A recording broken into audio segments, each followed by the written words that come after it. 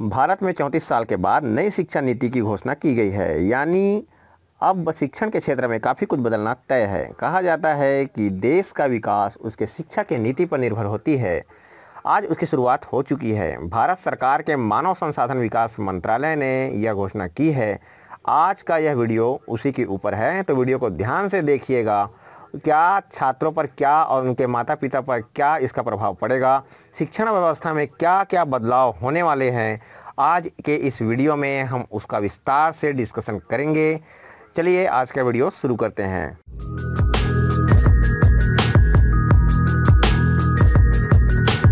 अब आपको मुख्य बातें बताते हैं कि शिक्षण नीति में क्या क्या मुख्य बातें हैं जिसको जानना आपके लिए ज़रूरी है।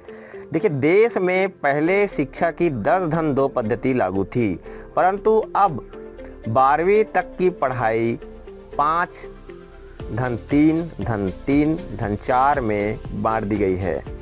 ठीक है, 5-3-3-4 ये क्या है, आगे हम इसके बारे में डिस्कस करेंगे। तो शुरू में 5 वर्ष बच्चों की फाउंडेशन को तैयार किया जाएगा। ठीक है, बच्चों के फाउंडेशन के ऊपर काम किया जाएगा शुरू के 5 वर्ष। इसमें प्री प्राइमरी 3 साल के लिए रहेगा। उसमें आंगनबाड़ी इंक्लूड किया जाएगा गवर्नमेंट स्कूल में। प्राइवेट स्कूलों में जो किंडरगार्टन जो क्लासेस होते हैं वो 3 साल के लिए रहेगा। पहली और दूसरी को एक वर्ष दिया गया है, एक वर्ष इसका शामिल किया गया है। तो प्री प्राइमरी के 3 साल और पहली और दूसरी के एक साल। तो इस प्रकार 5 साल बच्चों के लिए दिया गया है, जिसमें उनके लिए फाउंडेशन पर काम किया जाएगा। अच्छा, इसमें एक बात और इंक्लूड किया जाएगा, यह क्षेत्रीय भाषा में इसकी पढ़ाई को भी मंजूरी दे दी गई है, क्योंकि जिस क्षेत्र में बच्चे रहेंगे तो वहाँ के बच्चों को अपने नेटिव लैंग्वेज में पढ़ाई करने की पूरी आज़ादी मिलेगी। अच्छा, इसमें जो बच्चे रहेंगे उनको प्ले वे मेथड से पढ़ाया जाएगा, यानी पुस्तकों का किताबों का जो बोझ रहेगा वो पूरी तरह से कम कर दिया जाएगा। ज़्यादा से ज़्यादा उनको खेल पद्धति के अनुसार पढ़ाया जाएगा। चलिए आगे देखते हैं। 3 से 5 तक, मतलब क्लास 3rd से 5th तक 3 साल छात्रों के फ्यूचर के लिए काम किया जाएगा, मतलब छात्रों को फ्यूचर के लिए प्रिपेयर किया जाएगा। यानी इसमें विज्ञान, गणित, कला, सामाजिक विज्ञान जैसे विषयों को शामिल किया जाएगा। अगला 3 साल 6वीं से 8वीं तक को शामिल किया गया है, जिसे मिडिल स्टेज माना गया है, जिसमें तय पाठ्यक्रम को पढ़ाया जाएगा। इसके बाद 9वीं से 12वीं को शामिल किया जाएगा। किसी भी विषय के प्रति गहरी ज्ञान इसी स्टेज में दिया जाएगा। उस विषय के प्रति सोच को विकसित किया जाना इसका मुख्य उद्देश्य है। अब स्कूलों में पहले जैसा स्ट्रीम सिस्टम नहीं है, मतलब अब आर्ट का छात्र विज्ञान की कोई विषय को अगर पढ़ना चाहता है तो वह पढ़ सकता है। उसी तरह विज्ञान का छात्र यदि राजनीति विज्ञान को पढ़ना चाहेगा या फिर आर्ट्स के या कला के किसी भी विषय को अगर वह पढ़ना चाहेगा तो वह पढ़ सकता है, यदि उसको रुचि है। कॉमर्स का छात्र भी आर्ट्स का या विज्ञान के विषय को पढ़ सकता है। ठीक है, अब इससे जुड़ी कुछ नई बातों पर डिस्कशन करते हैं। 6वीं कक्षा के बाद छात्रों को कंप्यूटर कोडिंग सीखने का मौका मिलेगा। ठीक है, कंप्यूटर कोडिंग जिसके ज़रिए सॉफ्टवेयर और एप्लीकेशन बनाया जाता है। तो हमारे देश के बच्चे भी चाइना और जापान के बच्चे जिस प्रकार पढ़ाई करते हैं, उसी के तर्ज पर हमारे यहाँ के बच्चों को भी कंप्यूटर कोडिंग सिखाया जाएगा क्लास 6 से। तो वो बच्चे एप्लीकेशन और सॉफ्टवेयर डेवलप करना सीख पाएंगे। ये काफ़ी अच्छी बात है। इसमें बच्चा अपने रुचि के अनुसार इंटर्नशिप भी कर सकता है, यानी पेंटिंग, डांस, म्यूजिक, किसी भी एक्स्ट्रा करिकुलर एक्टिविटी या स्किल सीख सकेगा अपने पढ़ाई के साथ साथ। 9वीं से 12वीं में अब सेमेस्टर सिस्टम होगी। तो 9वीं से 12वीं तक के जो बच्चे पहले ईयरली एग्ज़ाम दिलाते थे और वह सोचते थे कि हम एनुअल एग्ज़ाम की तैयारी करेंगे और क्वार्टरली हाफ ईयरली को सीरियस नहीं लेते थे, तो वह सिस्टम अब ख़त्म कर दिया गया है। अब 6 महीने में आपका एग्ज़ाम होगा, यानी हर 6 महीने में आपका एक एग्ज़ाम होगा और उसके मार्क्स जुड़ेंगे। सेमेस्टर सिस्टम के तर्ज पर यह पढ़ाई होगी। अब बच्चों की जो रटने की आदत है उसे बंद करने पर जोर दिया जाएगा, यानी विषयों के प्रति गहरी नॉलेज विकसित करने को प्राथमिकता इस शिक्षा नीति में दी जाएगी।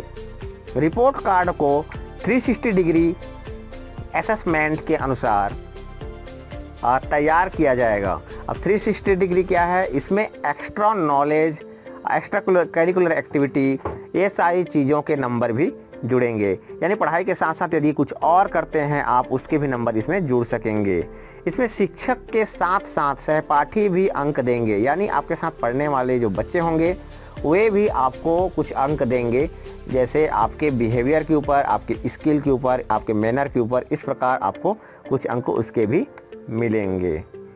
कॉलेज के लिए एडमिशन, अब कॉलेज के बच्चों के लिए बात करता हूँ। कॉलेज के लिए एडमिशन, अब बच्चों को कॉलेज में एडमिशन के लिए 12th का प्राप्तांक के आधार पर यदि एडमिशन नहीं मिला, कई बार ऐसा होता है कि क्लास 12th में कुछ कारणवश आपके परसेंटेज अच्छे नहीं आते हैं, लेकिन आप में यदि नॉलेजमेंट है तो आप उस कॉलेज से यह मांग कर सकते हैं कि वह आपका टेस्ट ले ले, कॉमन एप्टीट्यूड टेस्ट वह ले सकता है, इसको आप दिला सकते हैं और अपने एडमिशन के लिए क्लेम कर सकते हैं। ये काफ़ी अच्छी बात है। कई बच्चों का कभी कभी बोर्ड के एग्ज़ाम में कुछ दिक्कत हो जाती है, कभी हेल्थ इशू हो जाता है, तो वो बच्चों के लिए काफ़ी अच्छी है, क्योंकि 12th का परसेंटेज काफ़ी मैटर करता था एडमिशन के लिए, अब यह नहीं होगा। ग्रेजुएशन के पढ़ाई को 3 और 4 वर्षों के ड्यूरेशन में बांटा गया है। ठीक है, बताते हैं इसमें काफ़ी अच्छी अच्छी चीज़ों को इंक्लूड किया गया है। ठीक है, अब आप क्या कर सकते हैं, यदि आप 1 साल भी अगर पढ़ाई करते हैं कॉलेज का और किसी कारणवश उसको छोड़ देते हैं तो भी आपको एक सर्टिफिकेट मिलेगा। ठीक है, 1 साल यदि आप किसी का कॉलेज के किसी कोर्स को करते हैं, बीएससी करते हैं या कोई भी कोर्स करते हैं, तो उसका आपको सर्टिफिकेट मिलेगा। 2 साल में यदि आप छोड़ते हैं तो आपको डिप्लोमा दिया जाएगा। 3 साल में यदि आप छोड़ेंगे तो बैचलर की डिग्री आपको मिल जाएगी। यदि आप 4 साल तक किसी कोर्स को करते हैं तो आपको डिग्री के साथ साथ रिसर्च पेपर भी बनाना पड़ेगा, उसका भी डिग्री आपको मिलेगा। ये काफ़ी अच्छा सिद्ध होगा। आगे देखिए, अब कॉलेज के छात्र भी अलग अलग विषय की शिक्षा एक साथ ले सकेंगे। ठीक है, यदि बीएससी का छात्र है, उसे अगर किसी आर्ट्स के सब्जेक्ट में रुचि है तो वो उसके साथ पढ़ाई कर सकता है। ये काफ़ी अच्छी है। जैसे यदि आप आईएएस की तैयारी कर रहे हैं और आपको हिस्ट्री भी पढ़ना है साथ में, तो आप पढ़ सकते हैं, इससे आपकी दोनों की तैयारी हो सकेगी।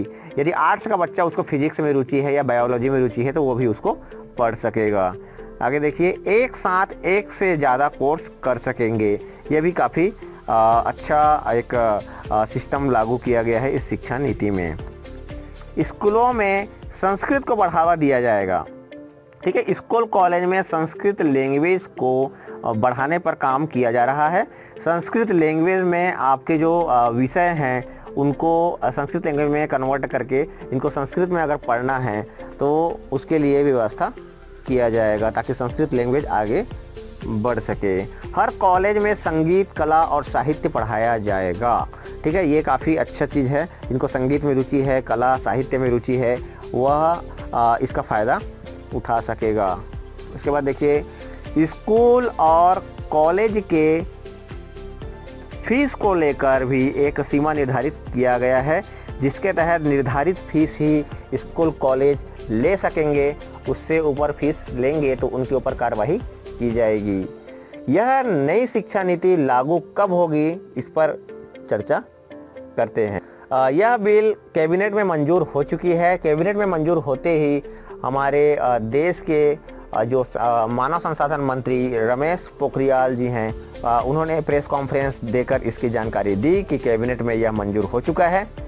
अब यह जो बिल है वह संसद जाएगा, संसद में इसके ऊपर डिस्कशन होगा और यह का बहुत ज़्यादा उम्मीद है कि यह पास हो जाएगा। और इस कानून के तहत मानव संसाधन मंत्रालय का भी नाम बदल जाएगा। अब इसका नाम शिक्षा मंत्रालय होगा। पहले मानव संसाधन मंत्रालय था, काफ़ी लोगों को कंफ्यूजन होता था कि यही शिक्षा मंत्रालय है। अब इसको हटाकर सीधा सीधा इसका नाम शिक्षा मंत्रालय कर दिया गया है, जो काफ़ी सरल और अच्छा है। इसके बाद देखिए, इस नीति को बनाने के लिए 2 लाख से भी ज़्यादा लोगों की राय ली गई है। काफ़ी डिस्कशन के बाद, काफ़ी सोचने विचारने के बाद ये शिक्षा नीति तैयार की गई है। आशा है कि 2021-22 में नई शिक्षा नीति के साथ यह नई शिक्षा नीति आने वाले एकेडमिक ईयर में 2021-22 में लागू हो जाएगा। अभी इस पर और अध्ययन और कुछ बातें क्लियर होना बाकी है। जैसे ही वह क्लियर होता है तो हम आगे आपको अपने वीडियो के माध्यम से बता देंगे, या फिर आप समाचार पत्र या टीवी चैनलों के माध्यम से उसके बारे में जानकारी ले सकते हैं। आशा करता हूँ आज का यह वीडियो आपके लिए काफ़ी जानकारी से भरा रहा होगा। अपने जानकारी को बूस्ट कीजिए।